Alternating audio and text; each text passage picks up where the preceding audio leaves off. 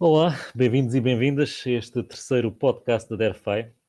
Como muitos de vós saberão, a DERFAI é uma startup ainda focada na transformação cultural e naquilo que nós chamamos o desenvolvimento do capital de liderança das empresas, neste contexto que todos nós assistimos de disrupção dos modelos de trabalho.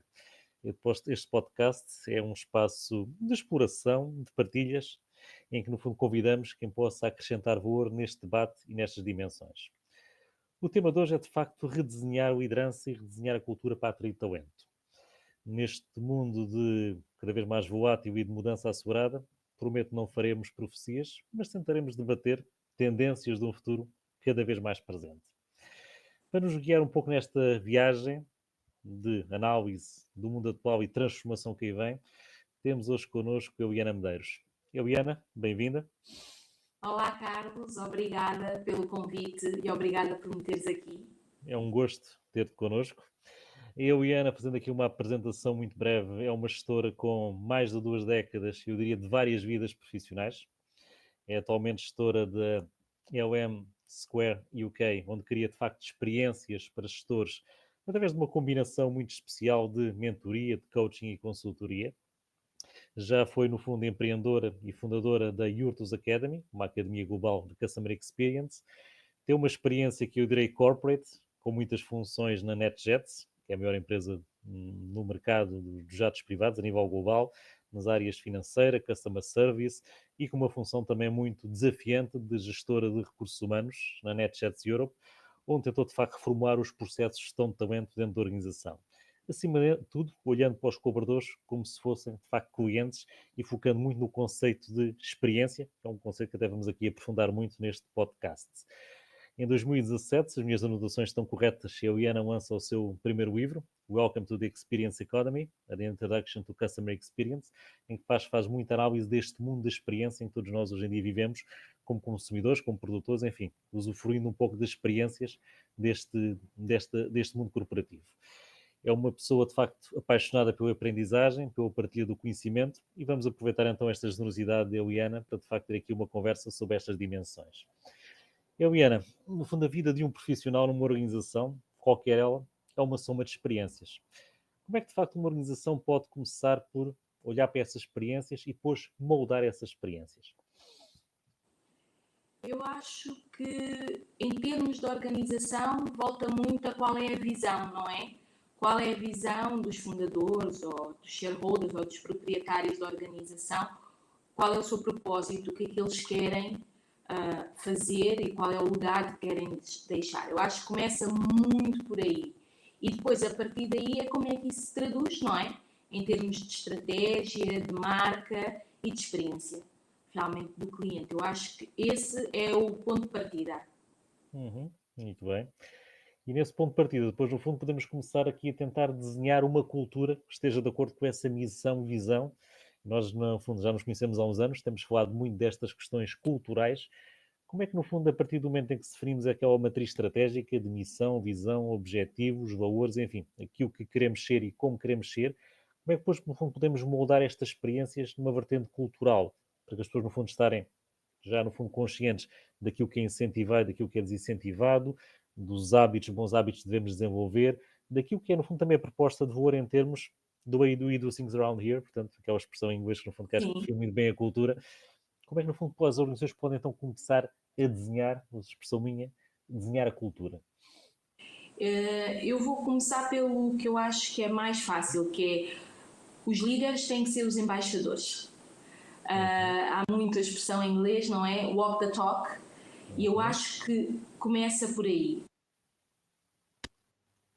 Impacto nas pessoas e nos funcionários, nos employees, é a parte toda ligada às relações humanas, não é? E nós, acima de tudo, somos animais de exemplos.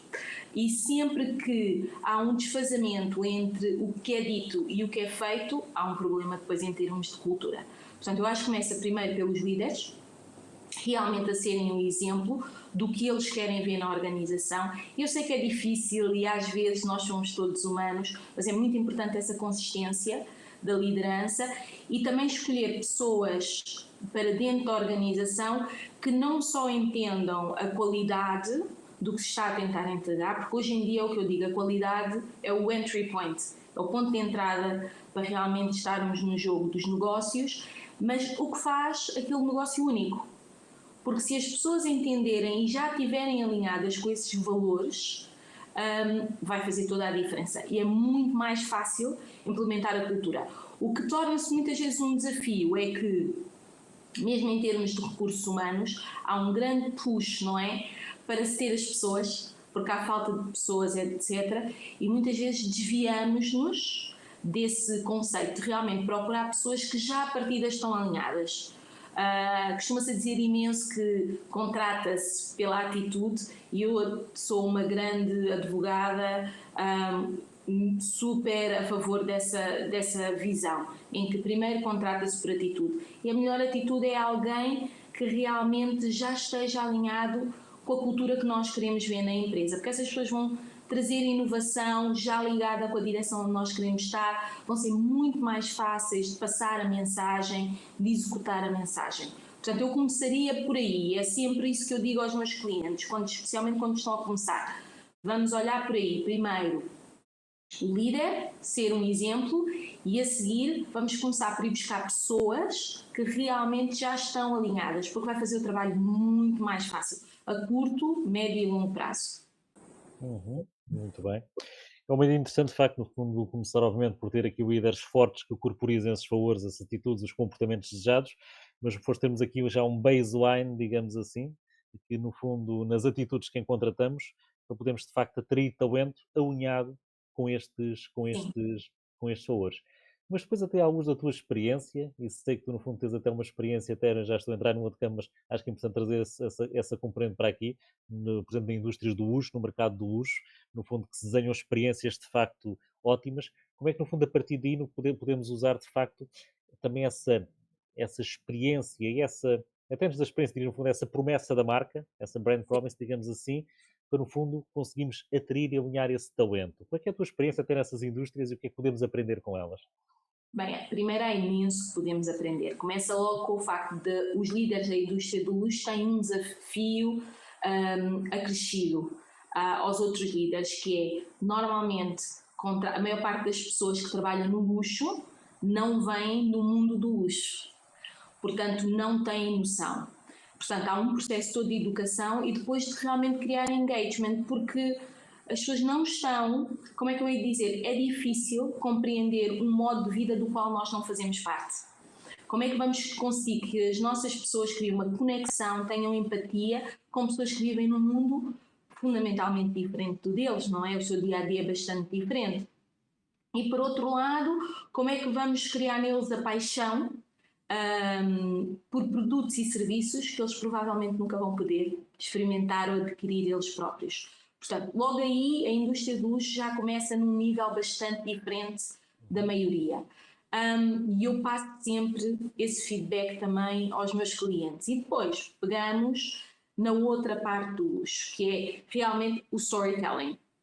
Storytelling tem que ser muito forte. Como é que eu vou conseguir que as pessoas se apaixonem por produtos dentro da empresa, por produtos e serviços que não podem comprar e por pessoas que têm uma vida diferente da sua, não é? E bastante privilegiada. É através de storytelling, contando histórias e reforçando sempre essas histórias.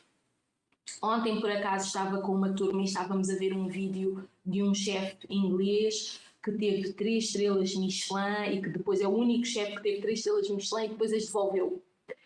E foi interessante porque tivemos a ver um vídeo em que ele foi convidado para ir falar a Oxford e o que ele fez foi puro storytelling, não é? O que demonstra exatamente o meio que ele vem, o meio do luxo, em que ele focou-se numa narrativa, em contar uma história em que humanizava o seu percurso.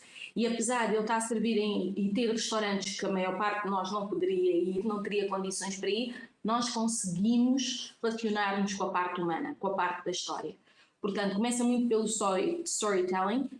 Emotional intelligence é muito forte também, porque estamos a trabalhar com mundos diferentes, temos funcionários que são do mundo, temos clientes do outro mundo. Como é que trazemos isso tudo e conseguimos ter empatia e, acima de tudo, compaixão? Porque eu acho que às vezes a empatia não é suficiente. É algo com que eu me tenho deparado desde que passei a Managing Director e depois a CEO, que às vezes é mesmo preciso compaixão, porque as coisas são tão diferentes da nossa realidade que é preciso termos essa compreensão. E claro, adaptabilidade, não é? No luxo é preciso termos essa grande vertente de adaptabilidade, de conseguirmos adicionar valor. Porque o luxo eu costumo dizer que é business on steroids, não é? Todo o nosso jogo é como é que nós adicionamos o máximo de valor. Porque vendemos coisas que as pessoas, na essência, não precisam e conseguem comprar a valores absolutamente diferentes dos nossos e muito mais acessíveis. Como é que nós conseguimos isso? Adicionando valor. Muito valor para que se realmente crie o desejo. E isso é a chave. E é algo que todas as organizações podem tirar um pouco, e vemos isso. Estava a ver a semana passada, acho que foi a semana passada, a lista das 50 empresas mais valiosas do mundo. No top 10, 8 delas têm ligações com o luxo, ou têm associações, ou estão associadas, ou têm produtos, ou estão a fazer parcerias com a indústria do luxo para desenvolver produtos pioneiros. Logo aí está um peso enorme, que é uma pena, muitas vezes no mundo dos negócios, não se aproveitar, porque as pessoas veem o luxo como é caro, não é? Ou é algo completamente exterior aos outros negócios, mas não é. Está diretamente ligado, aliás, eu diria que o luxo é onde tudo começa, e basicamente tudo o que nós vemos é um cascade down do que nós vemos primeiro no luxo. Portanto, tem um quê de, eu vou aqui, enfim, dar aqui as minhas impressões talvez com a minha visão, uma perspectiva de exclusividade, de distinção, correto? Mas de certa forma depois também é aspiracional, de certa forma, para todos nós é aspiracional, temos exemplos. Como é que tu, por exemplo, traduzes isso para algo que também já falámos no passado, que são as employer brands, as marcas de empregador? Até que ponto é que, de facto, as organizações podem aproveitar algumas dessas lições para construir, de facto, aqui marcas apelativas, atrativas, em que as pessoas, no fundo, tenham aquela perspectiva do proud to belong, de exclusividade, de distinção, e que são provavelmente as employer brands mais fortes, seguramente, do mundo. Como é que Completamente. podemos traduzir para isso, e que exemplos até conheças que, no fundo, possam no fundo, ser interessantes para termos aqui como benchmark? Sim, eu posso dar, por exemplo, vou falar da Yves Saint Laurent, que eu Uhum. acho que é um excelente exemplo, em que quando a CEO chegou, a empresa tinha um revenue à volta de 500 milhões e agora está à volta de 5 bilhões, não é? A trajetória é imensa, acho que nem é uma década que ela está, mas posso estar agora enganada. E realmente é fantástico o que a Francesca fez na Yves Saint Laurent. E muito disso é o que ela própria diz, não é? E se eu não conseguir vender, não é, o nosso produto, a nossa história, o nosso legado às pessoas dentro da organização, vai ser muito Uhum. difícil conseguir Uhum. passá-lo para fora. Portanto, há um grande foco. Há um exemplo que ela própria deu numa conferência em que participou, em que ela contou que levaram 500 store managers, não é? De lojas do mundo inteiro, levaram para Paris, para as pessoas compreenderem, não é? O que é Paris, o que é o ateliê, o que é a empresa no seu core. E depois foram a Marrakech, que era onde Yves Saint Laurent tinha uma casa, e que há um museu, que depois também tem um museu, em que era onde ele ia buscar inspiração. Portanto, eles imergiram-se no mundo de Saint Laurent para compreender melhor o que é. O que isso faz? Cria uma conexão humana, não é? Não é só um designer que faz coisas caras, eu agora compreendo que é um homem que tem uma história, que tem um legado. E, portanto, consigo me relacionar a esse nível humano. Eu acho que isso é muito importante, conseguirmos fazer realmente essa parte do storytelling e trazer as pessoas connosco.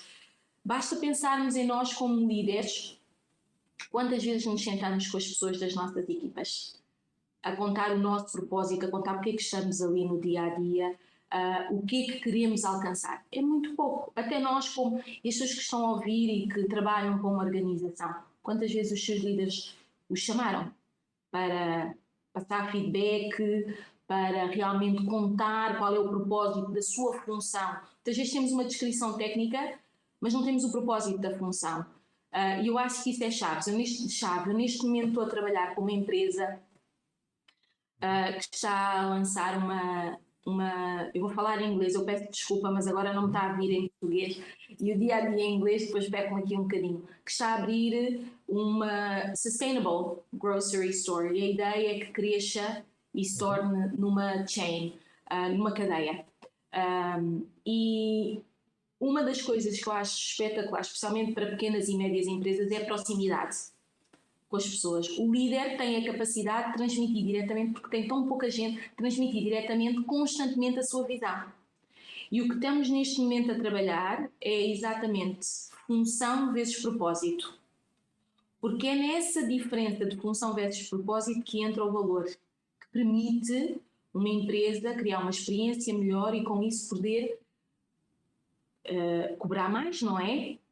Pedir mais aos seus clientes, porque também sabemos pelos estudos que as pessoas estão dispostas a pagar mais por uma experiência superior.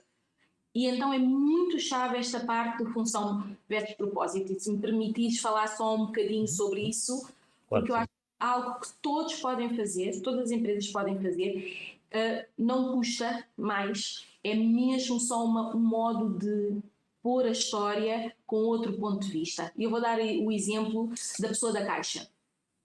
Então, a pessoa da Caixa, idealmente, a função é processar os pagamentos o mais rápido possível, não é? Atender o máximo de pessoas possível, despachar o máximo de pessoas possível no espaço de tempo mais curto possível. Essa é a função.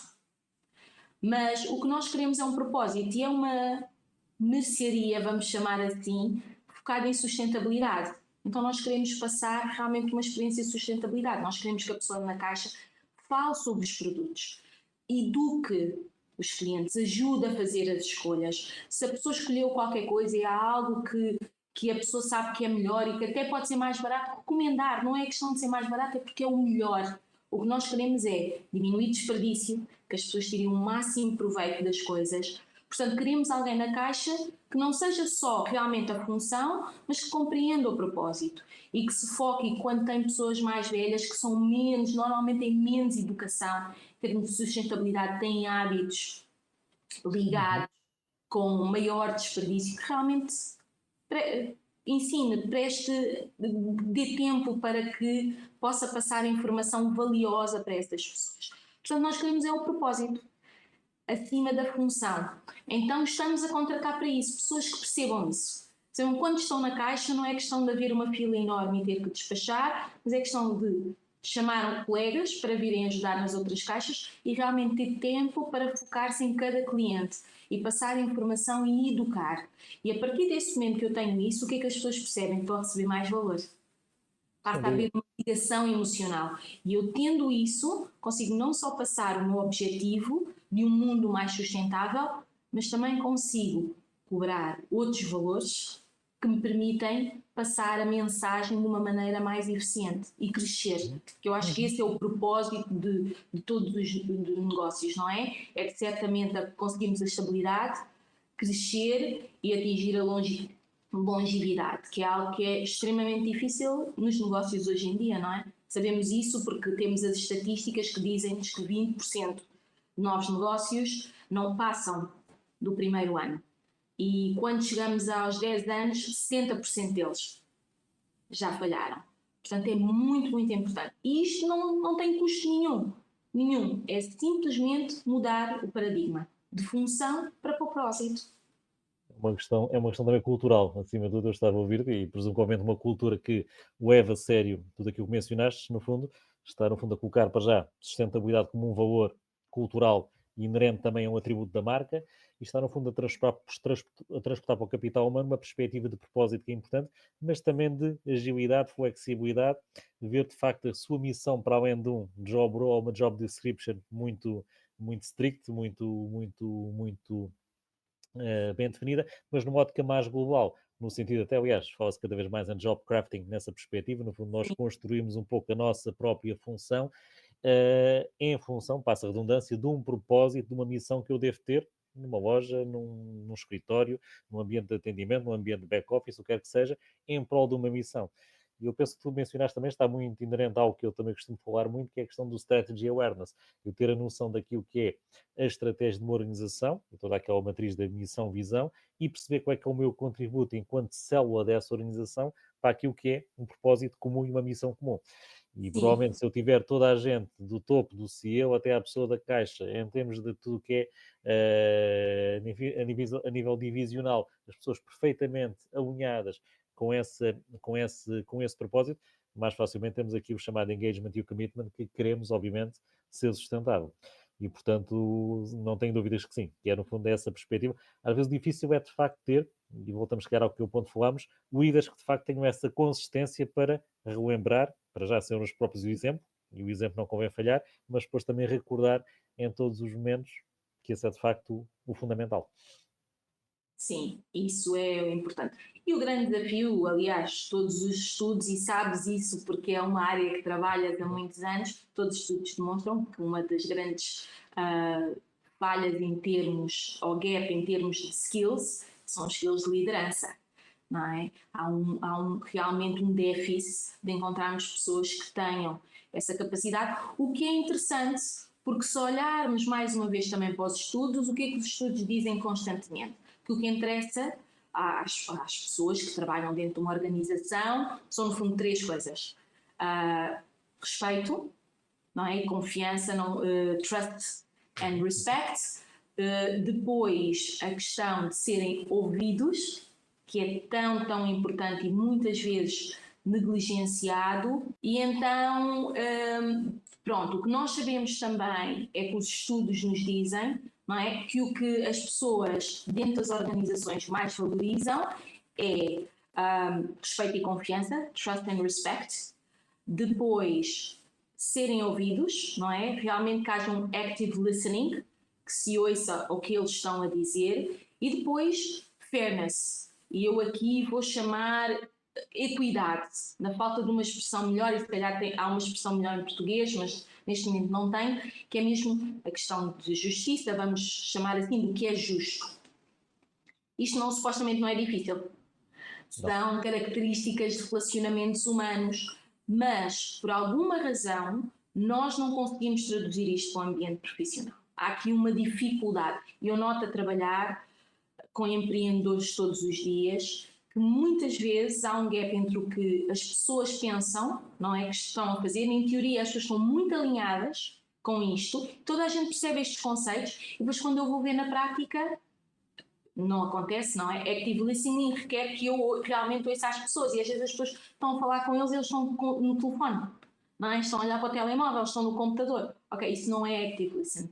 Fairness, não é? A questão de ser justo, estamos a dar oportunidades iguais, diversidade e inclusão, equidade nos salários, e isso também é uma questão em que muitas vezes optamos por ignorar os biases que nós próprios temos, em vez de confrontá-los, porque nós todos temos. A questão é realmente aceitar. E depois trust and respect, quantas vezes, não é? Vemos micromanagement a acontecer, tratarmos as pessoas como se fossem crianças, não é? Não é incomum ouvir gritos, não é incomum ouvir frases que são microagressões e às vezes mesmo agressões às pessoas.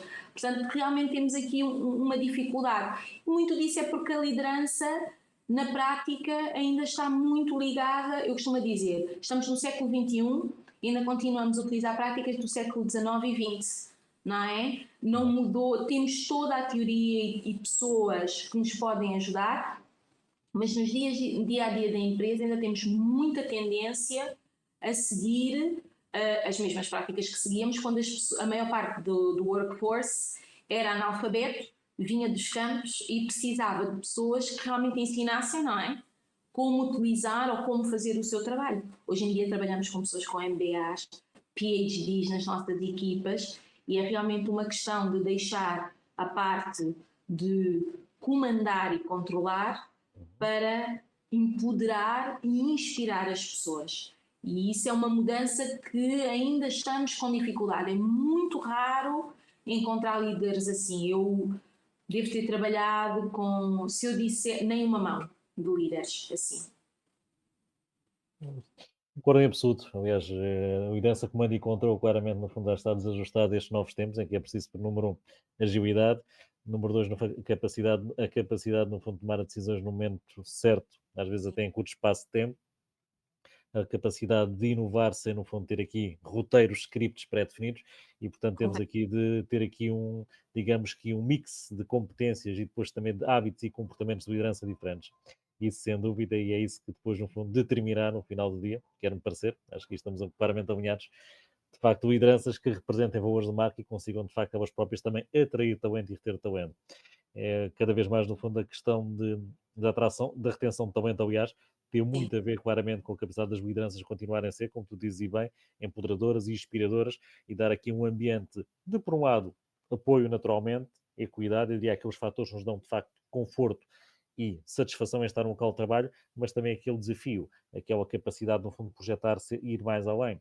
E aquela visão e aquele sonho que fará com que eu continuo nesta organização mais uns anos, já não é para toda a vida, porque já não há trabalhos para toda a claro, vida, mas pelo menos mais uns anos empenhado em fazer mais e melhor num determinado tipo de contexto, de cultura, de estratégia e de liderança. Isso é fundamental. Eu e Ana, isto daria para seguramente horas e horas de debate. Teremos seguramente aqui outros contextos e outros formatos para o fazer. Aqui neste podcast queremos ser aqui um pouco mais straight to the point. Quero-te agradecer imenso este tempo que dedicaste aqui a partilhar connosco algumas das tuas experiências mais inspiradoras, algumas das tuas crenças de facto muito alinhadas com a tua própria experiência e os exemplos concretos com que vais trabalhando. E sim. portanto foi um gosto ter-te connosco. Obrigada, Carlos, foi um prazer e realmente podíamos continuar aqui a falar horas, porque é um tema muito interessante e super relevante neste momento. Essencial, diria mesmo. Continuaremos seguramente noutros formatos. A todos aqui os nossos ouvintes, a toda a nossa audiência, muito obrigado, bem-ajam. Voltaremos em breve com mais um episódio do Dare 5 Podcast. Muito obrigado.